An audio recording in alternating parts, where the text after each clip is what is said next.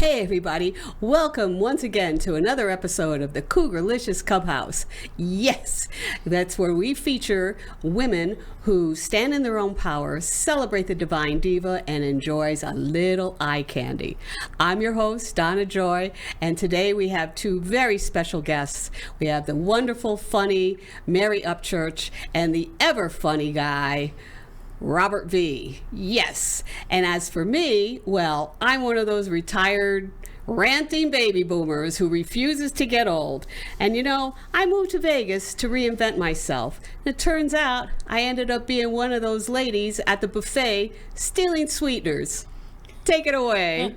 Cougarlicious, in my power I rise with every step I take. I light up the skies, celebrating me. I'm a star shining bright, enjoying all the eye candy under the moonlight. Oh, cougarlicious, watch me take my stand, grooving to the beat. Come and take my hand. I always get my workout every time I hear that jingle. Is it in your head yet? Yes. And there we are again at the Cougarlicious Clubhouse once again. And we have two very special guests today. But before we get started, I want to thank our sponsor, Linder Health Skincare. Yes, that's healthcare for your skin. I've been using it for years and I absolutely love it. And if you go on to linderhealth.com/Donna, you can order some product and you'll get a free gift. That's right, just like Donna, just telling them like Donna just sent you. And also I want to thank our subscribers. We are growing every single week with our subscribers, and thank you so much, because that's really what keeps this channel going. And this summer, we have the summer sweepstakes giveaway. That's right, so every time you subscribe, you will be entered into our summer's giveaway sweepstakes, and I will have more information for you at the end of the show. But it's no cost to subscribe and no purchase to enter. So anyway, before we get going, I would also like to invite or give a great big welcome to our guests once again, Mary Upchurch and Robert V. Yes. Hello, my darlings. So good to see you. Thanks for having me. Yes. Oh, yeah, it's wonderful to have you. I've been dying to have you guys on the show. You guys are so effervescent and so much fun. I just love it. Mary, we're going to start with Mary. Is that okay? Of because course, Robert is our eye candy today. That's right. Mary, tell us a little bit about your adventures in comedy. I know you're from San Diego. I am. I'm originally from San Diego, but I started comedy in Phoenix. I moved to Phoenix in 2005, and I started comedy and kind of built my life there. And about 2 years ago, I moved to Las Vegas, where I wanted to just keep doing comedy, do more, be around a lot of busy people, more headliners, learn and grow. And I'm tired. It's so busy here. Well, you know, you're very popular in Arizona as well, because I was at a show in Arizona just this fall, and I introduced myself to one of the comics, and one of the first things they asked me is do I know Mary Upchurch? That's so nice. Isn't that fun? Yeah, I think that's really nice, and I'll take that as a compliment. I think I've done a lot of festivals around the country, and then I was very involved in the Phoenix comedy scene. So yeah, I think when people go, oh, do you know Mary? That's pretty nice. And so who was your inspirations when you were getting into it? Getting into stand-up comedy? Getting into comedy, yes. Oh my gosh. Well, first of all, I just kind of had this urge. I was like, oh, I have this funny stuff in my mind. I need to say it. And some of the acts that I was watching, like right before I started stand-up comedy, I really loved at the time, like Amy Schumer. I loved Chelsea Handler. And another comedian, Sarah Tiana, who is a regular in like the Comedy Store. She tours and writes for David Spade.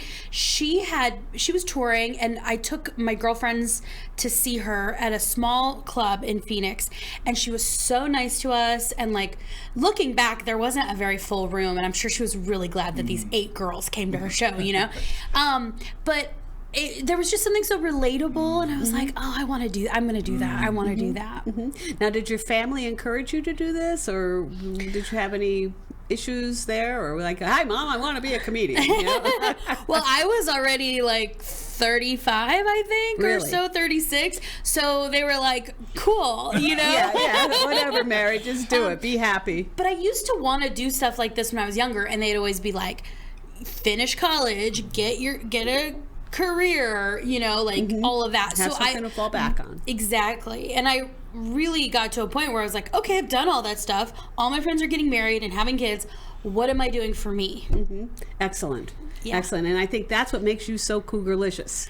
I think so. Yes, absolutely. Yes, absolutely, because you stand in your own power. I love that. Yes, absolutely. That's so true, though. Yeah, and you slay on stage all the time. Thank you. By the way, I started by taking a class, and I love taking a class or getting professional comedy coaching because I just think it's like it's like an appointment to work on your stuff. I wish there were more classes I could take. Yeah, because there is a formula to it. There is a formula. There is Structure. a structure. Yeah. Yes, how to basically create. You have your thought, and then how to create the thought, how to structure it out, and then condense it. So that it's quick and it's sharp and it's snappy. And you do have to take classes for that. Well, also, I think it's the space. Just having the set time and place with some like-minded people, and like, let's just think and talk about our comedy. And then let your friends and people go, oh, this is funny, oh, this, that. And then I've had the most growth doing it that way. Yes, because it is a very engaging community. And it's a very supportive community for the most part. That's what I found. Sure, 100%. Don't you? Yeah. Robert? No, don't you 100 find that? We'll let the eye candy talk for a minute. Oh, we let him talk? Can I speak now? Yeah, we can. No, it's so true though. It's just like, well, it's new for me to be part of the community, but I can see what you guys are talking about, and people are like very helpful, very like even Mary at a couple of shows that I've done in front of her, she was very helpful. Say, oh, I thought you were going this way. Maybe try it this way. And I'm like, oh, I never thought about it like that. And it just feeds my creative brain in a different way. So I appreciate that, man. Yeah, absolutely. I did that? Yeah. I don't give advice too often because sometimes didn't- it does not land well. But I think Robert's always been very nice. I feel very safe and be like, hey, do you want to hear this idea? You know, but I don't do that very often. It was at Chris's Spring show. Yeah, I love that. Yeah. It was that what show? At Chris Springs. Chris Spring? Yeah. Yeah, he was on. Tequila Little Time. Yes, Tequila Little Time. Yeah. That's a great restaurant. I've been there. Yeah. I've done Tequila Little Time. But I think you're absolutely right. You have to be kind of careful when you approach another comic if you have any kind of constructive criticism, Right. This type of thing. I mean, I'm always one that I know that, like, if I blow it, oh man, I blew big chunks on that one, and people go, oh no, it was good. No, was it? You know, right? When you're working on new material, and what it's is so hitting hard. and what's not hitting. I think it's just trusting the people that are gonna come up to you or that are willing to come up to you. Like I don't mind when Chris tells me something that I know it's coming from a good place, you know, or people that are just like their intentions are to know, hey, I thought about this. Or I've thought about this tagline for you. Try it out. I'll try it out, and it just works. Do you go into writing sessions with other comics at all? I have a couple of times with like Chris. We have gone together, and then I think we did a couple with Jen K. And it just helps. Yeah, definitely helps. Yeah, and go ahead. Oh, I was gonna say, I feel like we always, or at least people I know were like, we should write, and then either we do it not once and we never do it again, or it's hard to schedule. I see my stand-up comedy as I'm a solo act. It's a solo sport for me. Like I enjoy the community and I enjoy like hanging around. I love going to the Wise Guys mic and like hanging out beforehand, but everything else I feel like it's all me.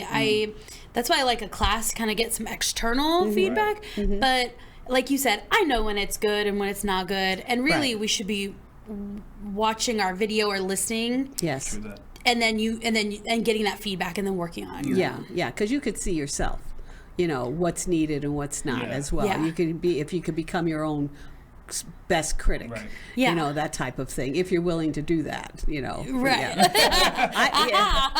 I have had instances where I did go up to a comic one time and, told her, who I thought she was like, because she had a certain presence about her, and she got so insulted. See, do you know what, Donna? And that was my No, yeah, Yeah, no. right. That's exactly what I was thinking. Like, I am done. Because even with my bestest intentions, Right. someone will take it wrong. Right. Or they don't want to hear it. I don't want to hear it. Nobody wants to hear it. So that's why I think it is important to say, hey, good show, good job. And that is it. Fist bump. We don't need That's any it. more That's it. feedback. You know what you're doing wrong. Hey, if you've got something Or- to say, keep it to yourself, okay? It's a solo sport. It is. It's- It swimming. is. Like I said, I felt safe telling you feedback. I do not do it often. And I appreciate it though. No. See? But I think one of the most difficult things, you know, in getting into stand-up. I mean, when I used to watch stand-up, because I'm from San Diego as Yeah. well, yeah, and I used to go to the Comedy Store a lot, and I would watch these comics, and I'd go, "Oh my God, that has got to be so brave," because it's just you and the mic, you know. So when you start going into it, you know, it's not like you're doing a theater piece, you know, where you're doing a character, you Right. know, you're up could. there Yeah, you yourself. could. Yeah, well, I guess you could, Yeah. but you know, but then again, then you get kind of pigeonholed into Sure, that. sure. You know, so you really want to be able to be you, but to be you on the stage, you know, you just like you're exposing yourself, Yeah. you're exposing your soul, kind of thing, and then you wonder, who cares, right? Is anybody going to care what I have to say? Right. Right. But you take a lot of everyday scenarios, as do you, Yeah, Robert. thank you. You know, everyday scenarios, and you make it funny. You know, it's just like, what is your inspirations? I just try to make it relatable to my story, and hopefully someone could relate to what I'm saying. You know, because I think when you're relatable and you could explain a story in a certain way, and someone could relate to that, then that's going to be more memorable for them. It's my theory. Yeah, I think that's really good. And I think, you know, Mary, you're very, very active in the community and the comedy festival arenas. How many festivals have you worked in? I mean, Oh, how long yeah. have you been doing comedy? Well, I'm gonna hit 10 years, 10 like years. in Oh. July, and I've done quite a bit of festivals. I think in 2019 I did 11 just that year, Wow. and then I've kind of In done one year? Yeah, in 1 year. I had this really purposeful vision plan of applying for a bunch of festivals, and then I would get into some, not to others, and then I've done about 1 or 2 a year since then, and now I'm trying to like do festivals I haven't done, or if there is an industry person I really want to showcase in front of, or there's, you know, I want to go to that city. That's how I choose a festival. Because, I mean, you have been on, you know, several platforms. You've been on Dry Bar Comedy. You've also been on Amazon Prime. I mean, were these all offshoots from festival connections that you were making? You know what? That's a really good point. I think I could probably do a 6 Degrees back to Big Pine Comedy Festival, and then other festivals that I've done. And once you've met some folks once, you see them again, and it's like, oh, hey, I was at a festival this last weekend, and there's about 3 people I knew, which I was, you know, it was on the other side of the country, so I'm not too familiar with people. But there's about 3 people I had met, that and working with traveling folks. So yeah, once you kind of do a little bit, it's like you could draw a little spider Right, web. right, and then It's connected people will somehow to refer one, you. yeah. Yeah, and I say, well, I mean, and Robert, you and I met, you know, at the Keenan Thompson Festival. Oh, yeah. Yeah, The second the one, pop-up festival. Yeah, 100%. And then, a good thing about the festivals, you do meet a lot of people that are coming from different states too. And it's just you build a network through there. And then, like, through there, I met another comedian that introduced me to Chingo Bling. And he's like, you know, Chingo Bling is touring everywhere. And he even gave me some advice as well, you know, some good Is feedback. that what your goal is? Do you want to tour? Is that Eventually, that'll be a cool little West Coast tour, you know, where all the Latinos are at mostly. But like that'll be the goal. Eventually, do like a little California, Arizona, maybe New Mexico, and of El course, Paso. El Paso, Texas. Yeah, yeah. There is a great little network if you go Yeah. from you can go all through northern mid California, Arizona, Tucson, El Paso. I feel like I've gotten very familiar with the folks that kind of do that. Well, in 10 years too. That's and you did it all from your home base here in Las Vegas, or? Well, a lot of it was in Well, Phoenix. Phoenix, Yeah. Phoenix, yeah. And the thing is in Phoenix, I was working at some of the clubs. So I work at Stir Crazy, House of Comedy. And so they had those touring people coming through. So you'd get to feature, host for them. And sometimes you can make a good contact with them and if they like you. But also you got to be careful because, I've been thinking about this lately. We want to ask people for things, or opportunities, Right. but sometimes people are getting asked a lot. Yes. And I'm feeling like that because everybody wants to know somebody in Vegas. And it's like, yes. like, what shows can I go? Oh, I'm coming to Vegas. I want to do a show. And I'm like, me too. I'm looking for stage time. And it's not easy here, Right. especially at the clubs. It takes a while. Right. You know what I recommend people do, though, with Vegas is just come here and network first and Yes. get to know people and try to set something up. It's hard if you're like, I'm going to be here next Thursday. Yeah. What can you do? Yeah, what can you do for me? Not much. It's just like, it's an open mic, someplace. Even that you got to a week ahead of time. Who were your inspirations in comedy? For me, when I watched, I watched Eddie Murphy's Delirious at a young age. Well, I was in high school.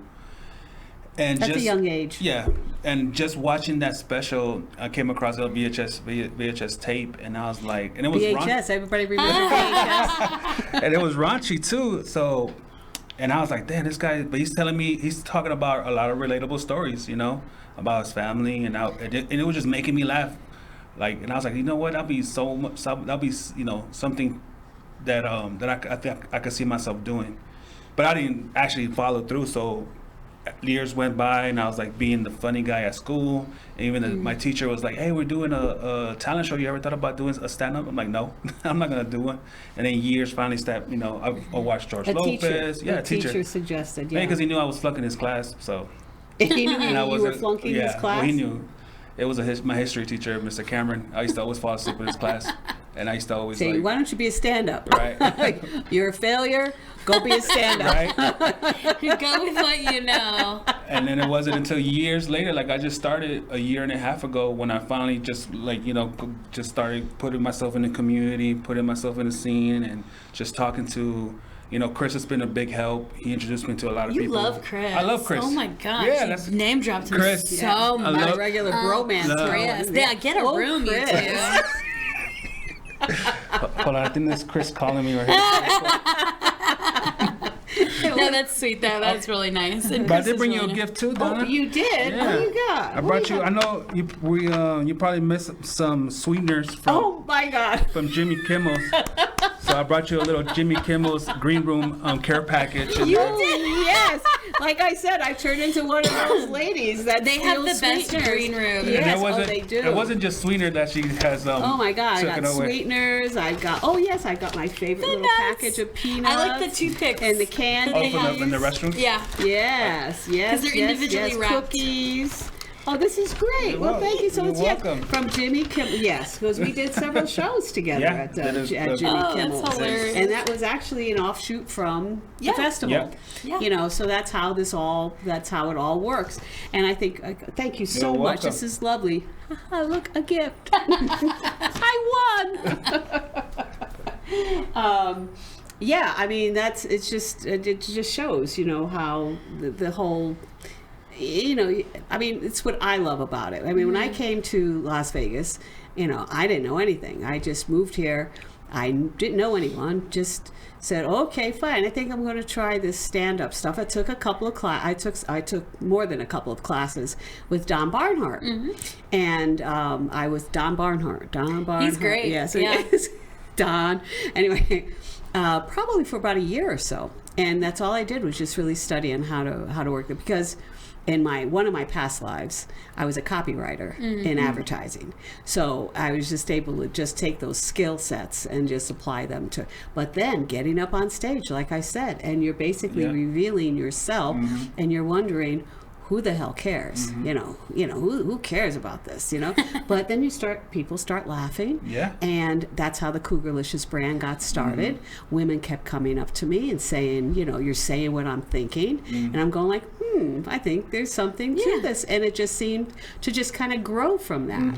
It's like a little seed. You plant the seed and it blossoms. Yeah, I think there's something about doing what you're passionate about, what you're good at, your natural, just what you want to do, and exploring that. And then, the things that come up from it. Because, comedy's not easy, but I feel like my route has been somewhat smooth. It just has taken me, and if I was on the wrong path, I feel like it would be like, Exactly. I tried to play the ukulele once, or I took lessons. Not fun. Not, I couldn't get it. Kept missing lessons. It's just, well, you can tell it was not my wheelhouse. But stand up, it's like, yeah, well, I mean, and I have failures all the time, but it's like, okay. Now, do you come from a big family? Yeah, I'm the youngest of a blended large family. And so you're the youngest. So did you ever find that you were entertaining family at family parties? Kind of. Yeah? I was always seeking attention. Okay. I don't know if I had the opportunity to perform and stuff, but yeah, I was always kind of trying to keep the laughter or entertain. Yeah, I was always performing. Yeah. I would make up a skit and a song, and I'd teach it to my younger sister, and we'd go to family events, and I demanded the stage. It was just kind of like, oh no, we have something for you. It's like, Nice. We must present this to you. This type of thing. And everybody politely, oh, that's very nice. Kind of thing. But it's an innate character within someone to do that. Who were your inspirations? Well, if we kind of go back, and I'm thinking about kind of when I was younger, I realized I didn't listen to comedy albums, but you know what I always loved was quirky characters.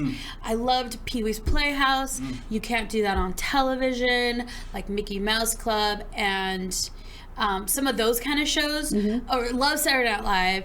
And so I just always loved the little quirky characters kind of doing something and being kind of weird but kind of funny. I think that has always been my What was thing. your degree in? In college, communication. Oh, communications. Yeah. Okay, well there you go. Perfect. So Is it? I don't know. Rob, Well, in communication, there's a lot of study about the interpersonal side Absolutely. of things, and I feel like that just works on a lot of levels. Right. In communication, you learn about the loop. What you say, how it's received, and what your feedback is. Yeah. Is this kind of a loop kind of thing, Yeah. which I think really helps. Yeah. When you're on stage and you're just trying to figure out where you are at with the audience, what the audience is responding to, what they're not, and it keeps up those good sensitivities that agree. make you great. Yeah. Yeah. Can tell us? Oh my goodness, we're starting to run out of time. Tell us a little bit about where you all are appearing and how people can get in touch with you. So right now, I have nothing planned on where I'm going to appear. I just go with the flow. But you guys can follow me on Instagram, Rob V Comedy. Rob V Comedy. That's a V. V as in Victor. Yes. And comedy, and then it's the same thing for YouTube as well. But yeah, I'm just going with the flow. I'm still learning. I'm still in the baby stage. I'm still a year and a half in. So now, do you work out at Wise Guys too on the Wednesday night open mics? Yeah. So I'm in there. I help them out as much as I can whenever they're needed. I do help out at Jimmy Kimmel's. They have that Thursday, Friday show at 4 p.m. Yep. for the Left Vote. That's where we met, and that's where this little baggie comes from that green room. So this this is not going to air, but I'm going to say this Thursday is going to be the last show before we take a break. Okay, so they will be on a break, on a hiatus in the summertime. Until fall. Yeah. Until the fall. Yeah. Oh, okay, great. And how about you, Mary? Well, you can find me on Instagram at Mary Upchurch Comedy. And my website is maryupchurchcomedy.com, and that's where you can see what's coming up. But I'm going to be at the Strat. I'm headed to Provo, Utah this weekend. Wow. And then let's see, and then I have the Strat. my birthday's coming up, and then Oh, so's mine. When is your birthday? June 20th. June 20th, July 21st. Oh, So we're, as I nice. say, we're at the Yeah. opposite end of the Yeah. of the zodiac. I feel like I'm so busy until at the end of August, and then it drops off. I have nothing for like September on, Well, but I'm super busy. I for the don't next think couple that's months. going to stay vacant for long, Mary. I think Well. once I think that'll all start rolling back in. It all It probably takes does. that Yeah, time. but you can catch it on my website. Hey, great. Hey, and I've got to announce our sweepstakes winners Woo-hoo-hoo-hoo for today. Oh my goodness. Like I said, every week we are going to be giving out $50 gift certificates to our stores if you subscribe to the channel. Be me now. You Take just my it doesn't cost anything to subscribe, and it doesn't Nice. cost anything to enter. Okay, so our winners for this week is Angelina from Texas. Yes. And Marguerite from California. Yes, you both are going to be getting $50 gift certificates exciting. to our online store at www.cougarlicious.com. Here we are at the store right now, and as you can see here, you can get wine glasses, you can get your mugs, and as this continues to go, we've got t-shirts, we've got crop tops, and That's a nice store. panties, and a tote bag. And there you go. So cool. that's what we got at the store. So you'll be receiving an email, and like I said, all you have to do is like and subscribe and drop a comment as well. You know, we want you to basically tell us who's the favorite eye candy that you've seen on the show. I'd really like to know that because I'd like to bring them back for you. That's right, Rob, and here, that's it. My goodness. Oh, you know what? Okay, so we still have a little bit more time. I just wanted to make sure that we got into that. Let's just talk just a few more minutes. Who's your favorite eye candy? Who's Yeah. my favorite I'll eye cover my candy? ears.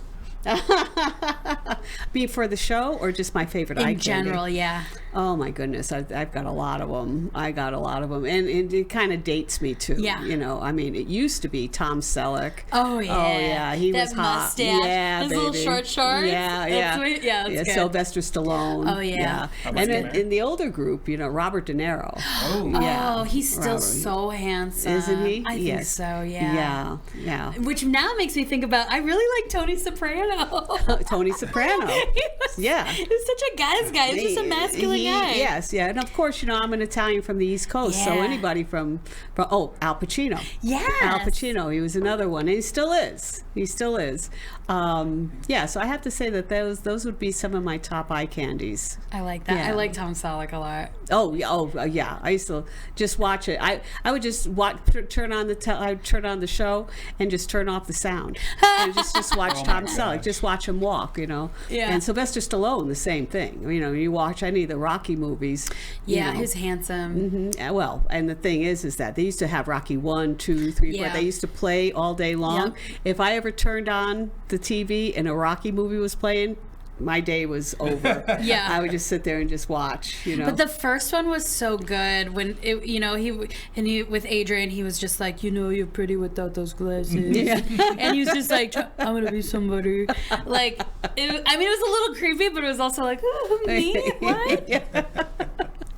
Anyway, I want to thank our guests again today, Mary Upchurch and Robert V. And I want to thank you for joining us today. And thanks to our sponsor, Linder Health. If we can bring them up where we go, Linder Health Skincare. One more time, go online, go see them. You're just gonna love your skin will love you for it.